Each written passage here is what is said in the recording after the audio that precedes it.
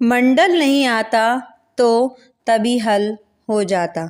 एक पखवाड़ी में जो कुछ हुआ उसने हम सब लोगों को झकझोरा है और इस बीच हमारे मूलभूत आधारों की ईंटें भी शायद हिलने लगी, चाहे न्यायालय हो, चाहे सरकार हो, चाहे संसद हो। बहस हमने बहुत की है, आगे भी करने का अवसर मिलेगा, लेकिन आज हम क्या रास्ता निकालें यह ज़्यादा महत्व की बात है।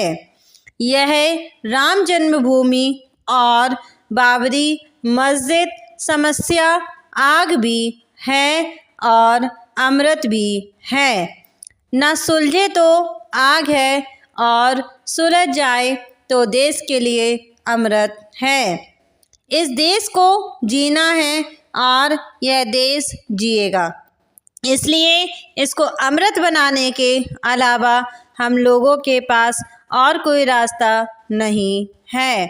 मेरा विश्वास है कि यहाँ के लोगों में और इस सदन में भी यह दूरदर्शिता है, धैर्य है, विवेक है कि एक रास्ता निकले।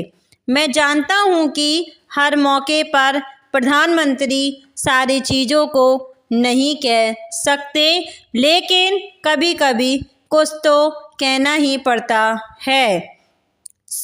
दीक्षित जी यहाँ हैं, उन्होंने साधुओं और संतों ने वहाँ जाकर कहा और उन्होंने अधिकृत किया कि आप जाकर सदन में भी उनकी भावनाओं को रखिए कि 3 महीने के अंदर सुलटा देंगे।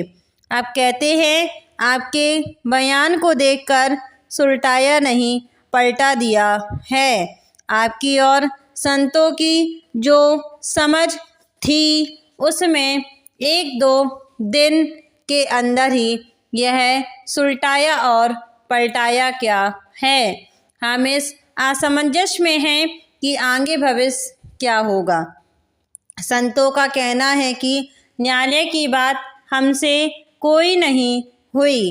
अब यहाँ आपके बयान में न्यायालय की ओर इशारा है या अथॉरिटी की ओर इशारा किया है कि जुडिशियल अथॉरिटी होगी, भले ही उसको आप परिभाषित नहीं कर सके हों, लेकिन उसकी समझ में अभी से कुछ अंतर दिखाई दे रहा है। उसको तत्काल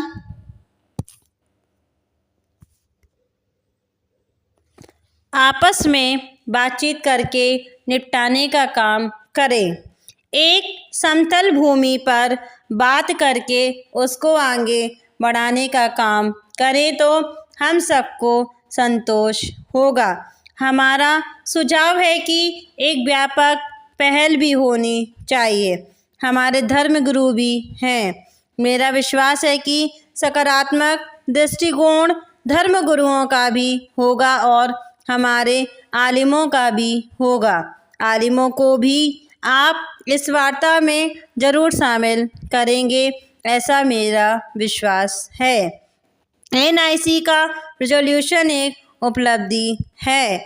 NIC का जो प्रस्ताव सर्वसम्मति से पास हुआ था, अगर उस पर सदन भी किसी न किसी रूप में मुहर लगाए तो वह बहुत अच्छा होगा।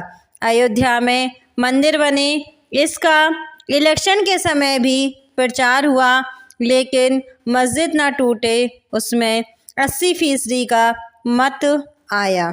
यह केवल हमारी राय नहीं है बल्कि देश की भी राय है।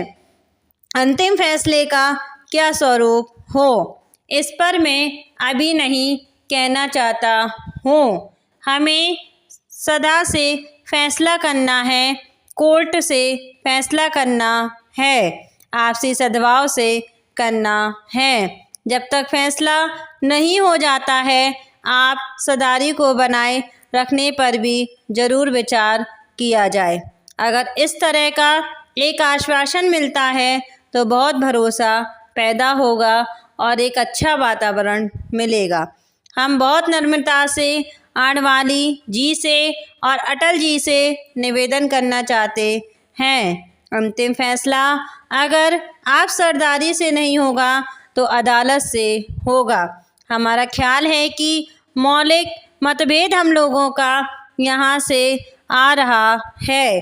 आपका कहना है कि धर्म और विश्वास की चीज़ें न्यायालय में तय नहीं की जा सकती हैं। आपका यह भी कहना है कि कई बार अदालत के फैसले आए लेकिन प्रशासनिक ढंग से वह लागू नहीं हो सके।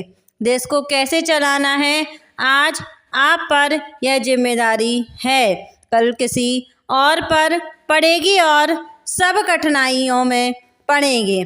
हम आज का मसला ना माने यह भविष्य का मसला है। इस देश को चलाने का मसला यहाँ खड़ा हुआ है। ठीक है, आस्थाएं फाइनल होती हैं, कॉमन्स ऐसी चीज़ है जो फाइनल होती है, यूनिकेंस इन डिसीजन होता है। लेकिन अगर देश को और शासन चलाना है, अगर विभिन्न आस्थाओं में टकराव हो जाए तो कोई एक आस्था दूसरी आस्था से कम नहीं मानी जा सकती है।